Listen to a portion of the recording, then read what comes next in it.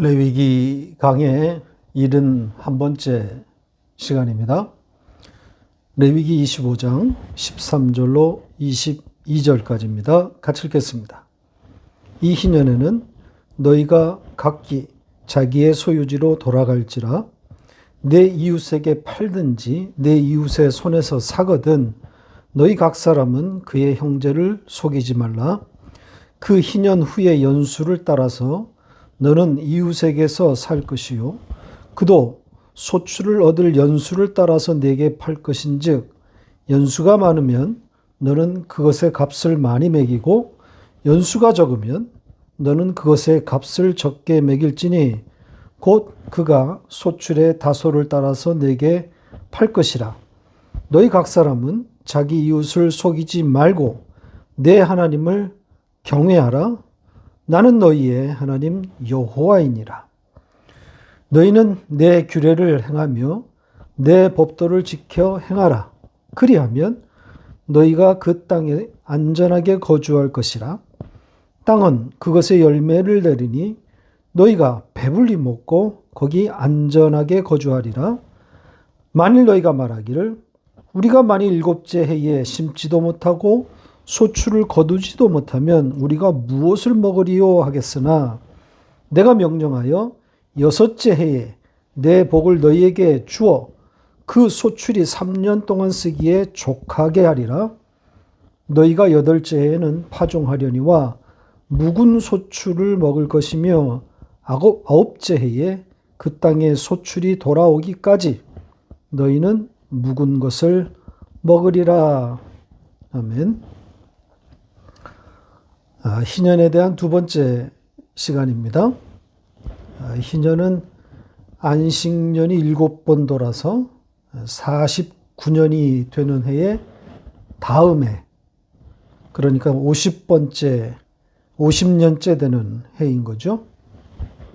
이 50번째의 해에 자유가 선포되는 겁니다.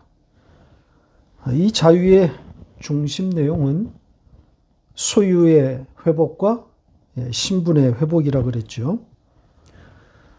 이전에 자신이 소유했었지만 가난의 결과로 팔아야만 했던 그 땅을 도로 찾게 되는 것이고, 또 역시 극심한 가난 때문에 종이 되어야 했던 사람은 거기에서 풀려 자유인이 되는 겁니다.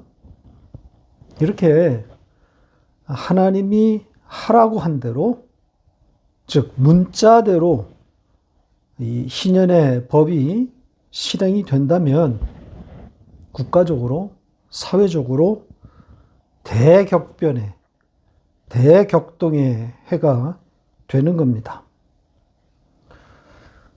사회적 약자에게는 더없이 반갑고 고마운 시기가 될 것이고, 반면 기득권자들에게는 어떨까요? 자신들이 누려왔던 권리들이 상당 부분 떨어져 나가는 것이니까 괴로움으로 맞아야 할 시기가 될 겁니다. 종도 풀어줘야 하고 또 사들였던 땅들도 돌려주어야 합니다. 쉬운 일이 아닌 거죠. 자, 그렇다면 이 희년의 법이 이스라엘에서 잘 지켜졌을까요?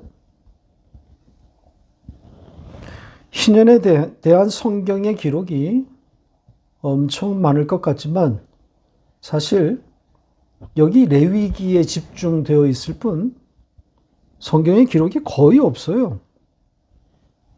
그러니까 추적할 수 없는 거죠. 희년이 이스라엘 중에서 잘 지켜졌을 것이다, 이렇게 생각하는 사람들이 있을까요?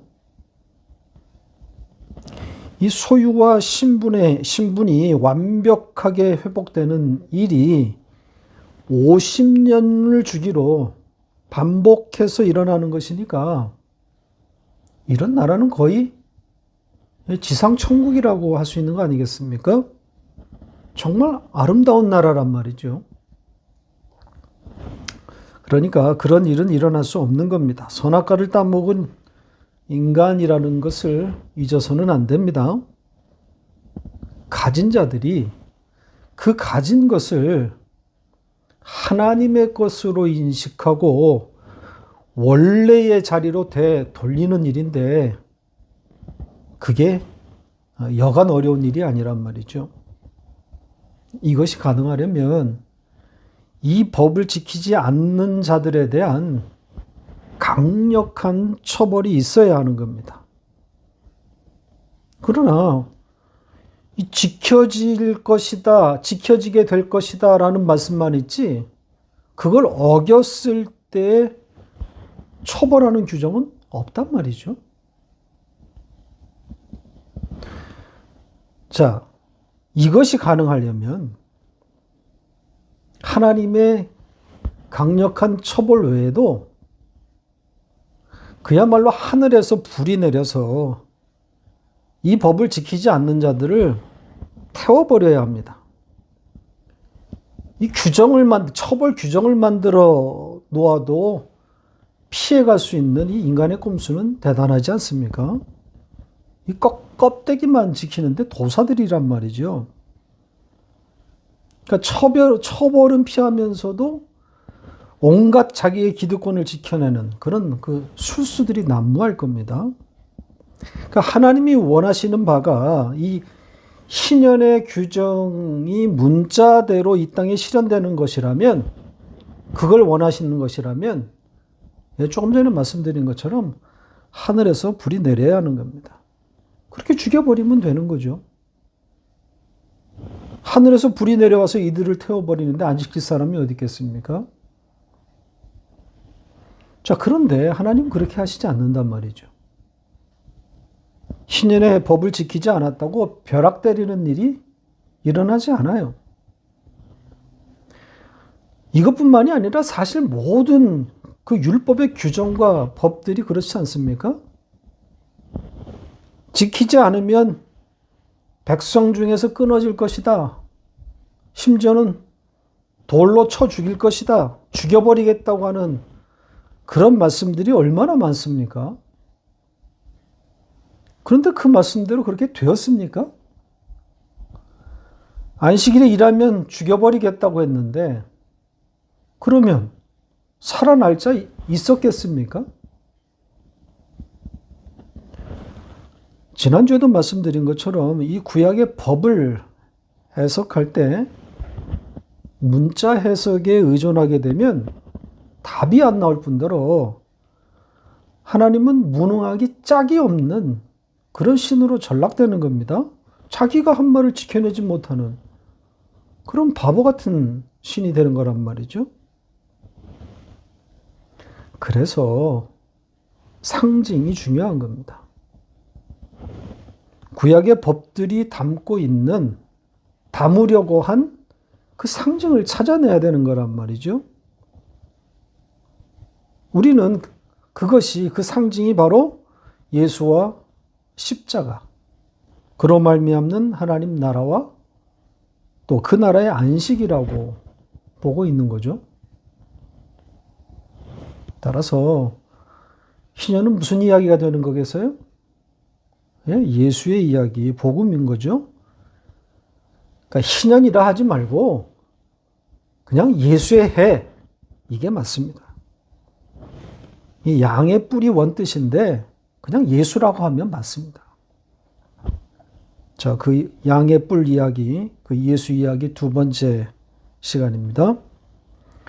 자, 오늘 읽은 말씀도 아주 많은 분량인데 제가 생각하기에 이제 설명이 필요한 것들을 중심으로 좀 풀어가 보도록 하겠습니다. 우선 오늘 본문 내용을 전체적으로 한번 요약해 보지요. 크게 두 가지 내용인데요. 첫째는 이 소유의 회복, 즉 이 땅에 대한 이야기입니다. 희년이 되면 각각 자기 소유지로 돌아간다고 하지 않습니까? 땅을 되찾게 되는 겁니다. 자, 그런데 이 희년이 오기 전에 땅이 어떤 방식으로 매매가 이루어지는지에 대한 내용이 들어가 있습니다. 이 각자가 처한 그 상황에 따라서 이제 땅을 사고 팔게 되는데, 자, 여기서의 그 사고 파는 것은 50년이라고 하는 그런 제한된 시기 안에서의 매매입니다. 그러니까 영구적인 매매가 아니란 말이죠. 50년이 되는 해에는 이 거래가 원천 무효가 되는 셈이 되는 거죠. 산 사람은 희년, 그 뿔의 해에 판 사람에게 조건 없이 돌려주도록 되어 있습니다. 이런 제한된 매매이기 때문에 사는 사람은 돌아올 희년까지의 남은 그 횟수를 계산해서 값을 치른다는 그런 내용입니다. 그러니까 희년이 돌아오기까지 횟수가 많이 남았으면 많이 쳐야 되는 것이고, 또 돌아올 그 횟수가 연수가 짧게 남았으면 그만큼 값을 덜 치르게 되는 거겠죠. 자, 이게 첫 번째 내용이고, 그 다음 내용은 지난주에 조금 언급했던 내용인데, 이 안식년과 희년, 그러니까 그 2년 동안 일구지도 못하고 또 수확도 못하는데 뭘 먹고 살 것인가? 바로 요 이야기입니다. 그러니까 안식년에도 땅을 일굴 수가 없고, 그 다음에 이어지는 희년도 땅을 일구지 않잖아요. 그렇게 수확이 없는 기간에 대해서 무엇을 먹을까 염려하지 말라고 하나님이 말씀하십니다. 그러면서 안식년 그 직전 해, 그러니까 6년째가 되는 해죠. 그 해에 복을 주어서 3년 먹을 것을 주겠다. 이렇게 말씀하십니다. 그러면서 그때 먹는 것을 묵은 것이다. 묵은 것을 먹게 될 것이다. 이렇게 표현했습니다. 자, 이 묵은 것이라고 하는 이 표현은 설교 마지막 부분에서 좀 다루어 드리겠습니다. 이렇게 이제 크게 두 가지 내용인데요. 땅에 대한 이야기부터 해보겠습니다. 희년과 관련된 이 땅의 거래 이야기라 그랬죠. 매매 이야기입니다.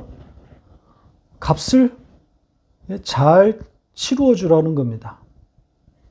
그러니까 정직하게 거래하라는 거죠. 자, 이 땅의 이야기, 그리고 이 매매 이야기, 이것이 예수의 이야기, 복음이라는 걸 잊어서는 안 됩니다. 이 전제를 놓치면 답이 없어요. 교훈으로 읽으면 그냥 정직하게 살아라, 뭐 정직한 매매를 해라, 거기서 끝나는 거란 말입니다. 정직하지 않아도 된다는 그런 뜻이 아니라 그런 교훈을 담고 있는 이야기가 아니라는 겁니다. 이건 생명을 담고 있는 복음 이야기예요. 자, 그렇게 생명의 이야기, 하늘 이야기로 읽어야 한다는 그런 주문이 오늘 본문에도 어김없이 등장합니다. 뭐겠습니까? 어디겠습니까? 17절을 다시 보겠습니다. 같이 읽겠습니다. 너희 각 사람은 자기 이웃을 속이지 말고 내 하나님을 경외하라. 나는 너희 하나님 여호와이니라. 자, 여기에 이웃을 속이지 말라. 이것은 앞의 내용의 요약으로 보면 됩니다. 땅에 대한 정직한 매매를 말하는 거죠. 자, 그런데 이어진 말씀이 뭡니까? 하나님을 두려워해라. 그리고 나서 나는 너희 하나님 여호와이니라. 이렇게 되어 있습니다. 이게 무슨 뜻입니까? 이게 나야. 그러니까 이 정직한 땅의 매매, 여기에 하나님의 속성이 담겨 있다는 것 아니겠습니까? 하나님이 담겨 있는 겁니다. 그러면 하나님은 정직하신 분이다. 그걸 가르쳐 주려고 한 것일까요? 내가 정직하니까 너희도 정직하거라. 이걸 말씀하신 겁니까? 그럼 정직이란 교훈만 남게 되는 거잖아요. 그런 이야기 아닙니다. 자, 왜 그런지 좀 더 들여다보겠습니다. 여기에 쓰인 단어들 중에 몇 단어를 좀 주의 깊게 볼 필요가 있습니다. 첫 번째 단어는 이쉬라는 단어입니다. 남자라는 뜻이죠. 우리 성경은 이 단어를 전혀 반영하지 않았습니다. 13절, 14절, 15절, 그리고 17절까지 모두 4번이나 이 단어가 사용됐습니다. 이 단어가 들어가 있는 13절을 한번 볼까요? 자, 보시는 것처럼 이렇게 되어 있는데 이 문장에 어떤 단어의 이시가 반영되어 있을까요? 잘 안 보이죠? 자, 제가 직역한 문장과 한번 비교해 보시기 바랍니다. 자, 여기에 너희는 땅을 소유하고 있는 사람이죠. 그러면 이시, 그 남자는 이 희년의 소유가 회복되는 사람입니다. 그리고 이 문장의 실제적인 주어, 실제의 주어는 누구일까요? 누가 이렇게 하겠다는 거겠습니까? 영어 문법으로 말하면 이게 you shall 이런 지금 문장이란 말입니다. 그러니까 화자의 의지인 거죠. 말하는 자의 의지. 그러니까 하나님이 그렇게 하시겠다는 거예요. 그러니까 하나님이 그 이씨를, 그 남자를 원자리로 돌려놓겠다는 거예요. 따라서 여기 이씨는 회복이 필요한 자, 회복될 자, 바로 우리인 거죠. 구원이 필요한 자란 말입니다. 그렇게 하나님의 택한 백성, 그 하나님의 백성의 자유를 담고 있는 표현이기 때문에 이씨라고 하는 단어를 의도적으로 사용한 것으로 보입니다. 그러니까 최초의 이씨인 아담을 지금 연상케 하고 있단 말이죠. 그 선악과를 따먹고 그것과 함께 죽어버린 그 이씨, 그 남자, 회복이 필요한 아담이란 말이죠. 자, 또 한 단어를 보겠습니다. 여기 속이지 말라 이렇게 번역된 단어입니다. 14절과 17절에 2번 사용되었습니다. 왜 우리 성경이 이 단어를 속이다로 번역했는지 이해가 되지 않습니다. 아마도 땅의 매매가 등장하니까 그냥 생각 없이 속이다 이렇게 번역한 것 같은데 이 단어가 속이다의 의미로 사용된 예가 없습니다. 이 단어의 뜻은 누르다, 막대하다, 학대하다 이런 뜻입니다. 그리고 그 학대의 대상이 바로 이씨, 남자예요. 그러니까 우리 성경은 원문을 살리지 못하고 전부 이웃이란 단어를 사용해 버렸습니다. 그래서 이웃을 속이지 말라 이렇게 했단 말이죠. 그게 아니라 너희는 남자를 누르지 못할 것이다. 못하게 될 것이다. 이런 뜻입니다. 그러니까 지금 이 말씀도 이 이씨의 해방, 자유를 말하고 있는 거죠. 구원이란 말입니다. 그래서 이 17절 마지막 문장이 앞에서 말씀드린 것처럼 나는 너희의 하나님 여호와 이렇게 끝나고 있는 겁니다. 이게 나야. 바로 해방 이씨를 해방시키는 나. 그 선악과를 따먹고 죽은 너희를 해방시키는 그 자유를 주는 나, 여호와 하나님이라는 거죠. 자, 이제 두 번째 내용으로 옮겨가 보겠습니다. 이 18절부터의 이야기인데요. 역시 우리 성경은 다 명령문으로 번역했습니다.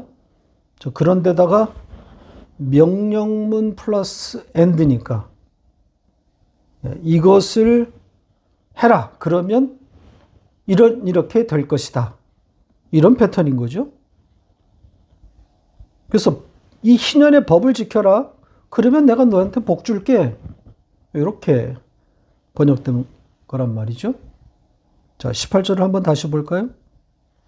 같이 읽겠습니다. 너희는 내 규례를 행하며 내 법도를 지켜 행하라. 그리하면 너희가 그 땅에 안전하게 거주할 것이라. 엉터리 번역입니다. 제가 지금 하이라이트로 표시한 그 그리하면 이 번역은 심각합니다. 원문을 왜곡하고 있어요. 그리하면이 아니라 그냥 그리고. 그러니까 앞 문장들도 명령문이 아닐 뿐더러 여러 문장이 그냥 열거된 병렬 구조예요. 그러니까 A, N, B, N, C란 말입니다. 그러니까 우리더러 지키라고 한 명령문이 아니라 하나님의 의지를 담은 미완료 문장들이에요. 평서문이. 그러니까 하나님이 그렇게 하시겠다는 뜻입니다. 그렇게 만들겠다. 그러니까 하나님의 주권, 하나님의 전적인 주권이 담긴 문장을 인간의 노력과 또 그에 따른 보상으로 둔갑시켜버린 이런 못된 번역이란 말입니다. 이런 엉터리 번역이 기복주의 목사들의 신학적 바탕이 되어주고 있는 겁니다. 그리하면 이게 여기 왜 나옵니까? 자, 그리고 마지막 문장 그 땅에서 안전하게 거주하게 될 것이다. 이렇게 된 내용인데 이게 어떤 의미일까요?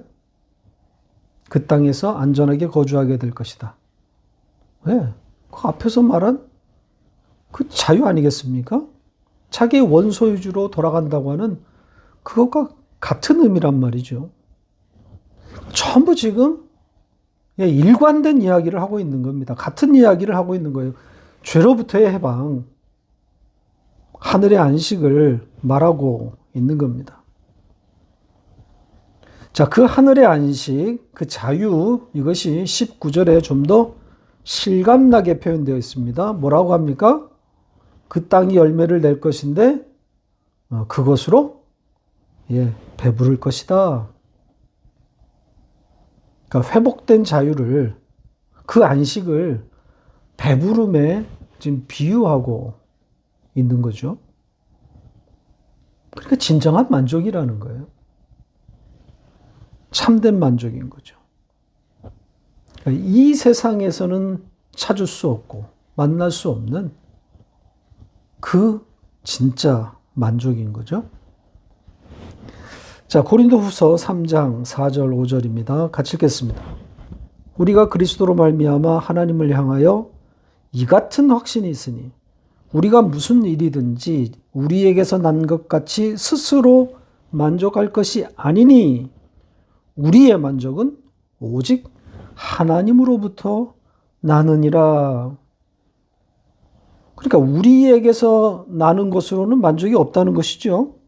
우리의 만족은 오직 하나님으로부터만 나온다는 겁니다. 하나님의 백성의 만족은 하나님으로부터만 나오는 거죠. 조금 해석을 더하면 그 하나님으로부터 나오는 게 뭐겠어요?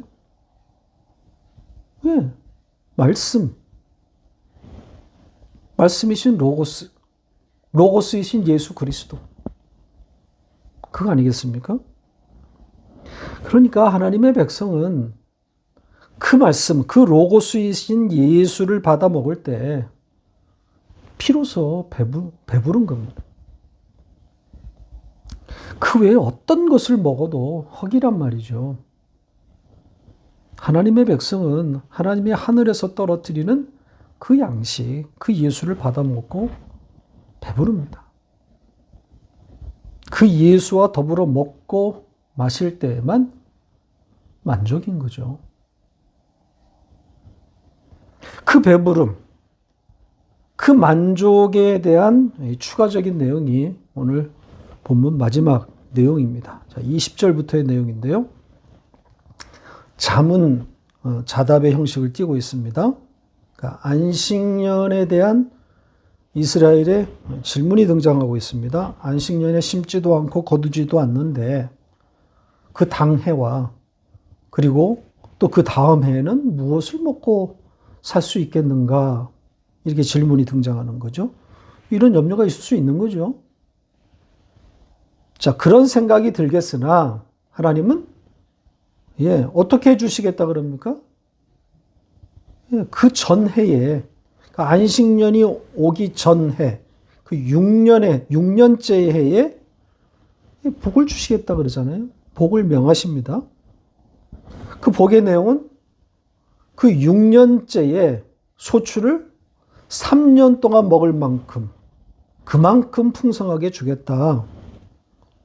그렇게 말씀하십니다. 자, 이 말씀에 대해서 이게 가능한가?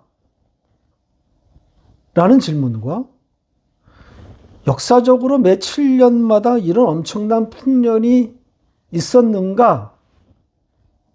자, 이 질문은 완전히 다른 이야기입니다. 다른 질문입니다.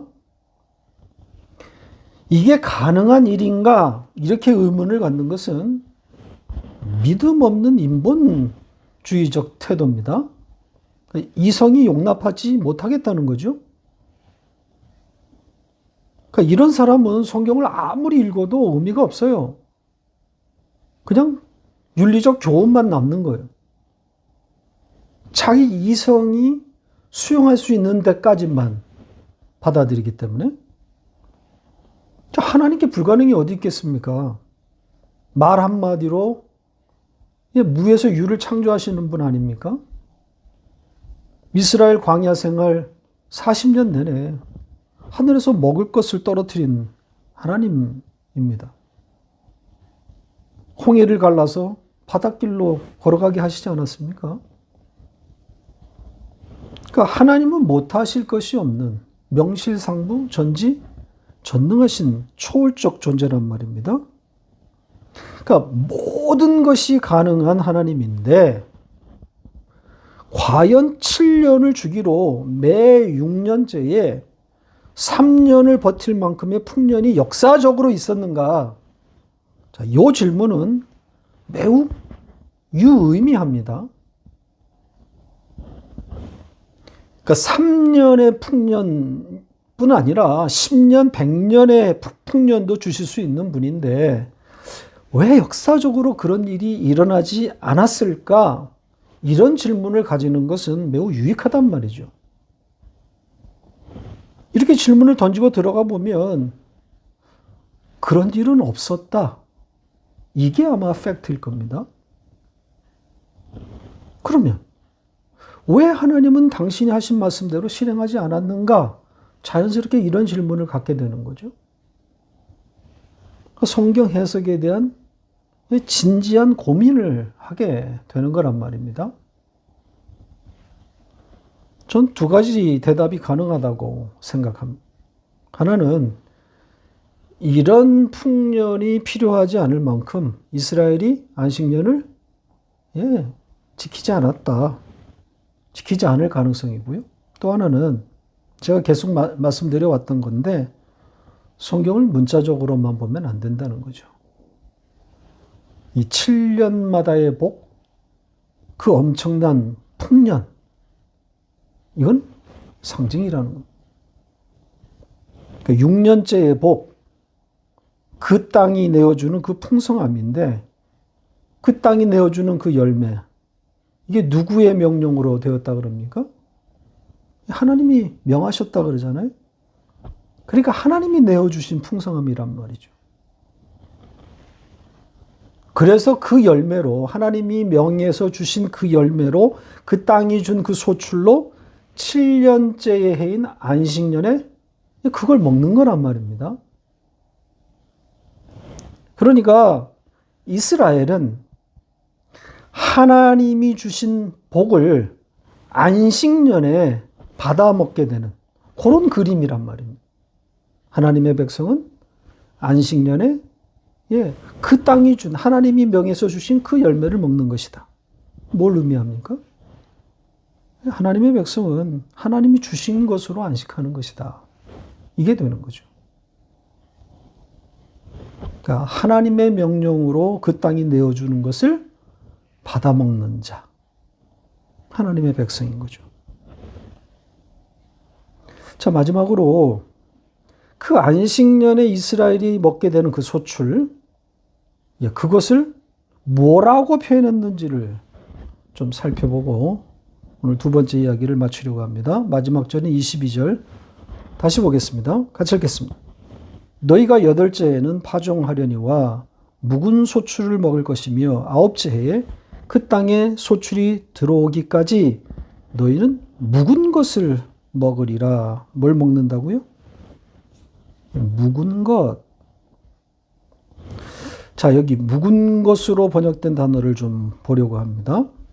하나님의 백성이 안식년에 먹는 그 소출, 그것을 묵은 것이라 그랬는데 이 묵은 것으로 번역된 이 단어 심상치 않습니다. 이 단어를 추적해 보니까 매우 흥미로운 내용이 발견됩니다. 이 단어의 원뜻은 잠들다, 잠을 자다입니다. 잠과 관련된 아주 유명한 구절이 있지 않습니까? 어떤 내용이죠? 이 단어가 성경에 처음 등장하는 바로 그것인데요. 창세기 2장으로 가보겠습니다. 2장 21절 같이 읽겠습니다. 여호와 하나님이 아담을 깊이 잠들게 하시니 잠들매 그가 갈빗대 하나를 취하고 살로 대신 채우시고 여호와 하나님이 아담에게서 취하신 그 갈빗대로 여자를 만드시고 그를 아담에게로 이끌어오시니 아담이 이르되 이는 내 뼈 중에 뼈요 살 중에 살이라. 이것을 남자에게서 취하였은즉 여자라 부르리라 하니라. 하와를 창조하는 그런 내용이죠. 하나님이 하와를 만들 때 아담을 잠들게 한 후에 그의 갈빗대를 취하지 않습니까? 바로 그 아담의 그 잠, 그것이 오늘 본문의 묵은 것과 같은 단어란 말이죠. 자, 이 아담의 잠, 이건 하나님의 행동의 결과지요. 하나님이 아담을 잠들게 했단 말입니다. 하나님이 아담에게 잠을 준 거예요. 그리고 그 잠의 상태에서 하와가 생산되는 거고요. 바로 이 단어를 써서 안식년에 이스라엘이 받아 먹어야 할 양식을 표현했단 말입니다. 아담이 그 잠의 상태, 아담의 그 잠의 상태에서 하와가 생산되어서 아담의 짝을 결국 만나게 되는 것인데 마치 그것처럼 안식년에 묵은 것을 받아먹고 이스라엘은 그 자기의 빈자리, 그것이 그 공허한 것이 메워지는 거란 말입니다. 하나님의 백성은 다른 것으로 그 공허를 메울 수가 없어요. 채워지지 않아요. 하나님이 주시는 그 묵은 것, 그 잠든 것으로만 메워지는 거란 말이죠. 하나님이 주시는 그 묵은 것, 우리의 공허가 메워지고 그래서 참 만족이 되는 그 묵은 것, 그게 뭐겠습니까? 예수 그리스도인 거죠. 말씀, 로고스 아니겠어요? 그러니까 예수 외에는 진정한 만족이 없단 말입니다. 선악과를 먹은 인간의 그 깊은 고독과 그 공허를 무엇으로 메운단 말입니까? 아무리 새로운 재미를 찾아서 이리저리 다녀봐도 채워지지 않습니다. 아니, 그러면 그럴수록 더 지독한 고독이란 말이죠. 하나님의 백성은 하늘에서 내려오는 그 묵은 것으로만 채워지는 자들이 다른 것으로는 만족이 될 수 없는 운명이란 말이죠. 이 운명이란 말이 무서운 겁니다. 결국은 서게 될 것, 결국은 서게 될 자리가 있다는 것 아니겠습니까? 여러분의 삶은 이렇게 이 방향으로 끌려가고 있는 겁니다. 스토커보다 더 지독한 하나님이 당신의 열심으로 아들을 죽인 그 처절한 사랑을 가지고 집요하게 여러분을 찾아오고 계시는 겁니다. 그렇게 집요하게 방문하셔서 그 묵은 것을 받아 먹게 하시는 거란 말이죠. 진짜 만족을 알게 하려는 거죠. 안식을 가르치시는 겁니다. 이 묵은 것, 이 하늘의 양식을 받아 먹는 자가 복 있는 자입니다. 그가 복된 자인 거죠. 진짜 만족. 참 안식을 하는 자이니까. 설날인데 떡국으로 만족하지 마시고 이 묵은 것으로 만족하시기를 바랍니다.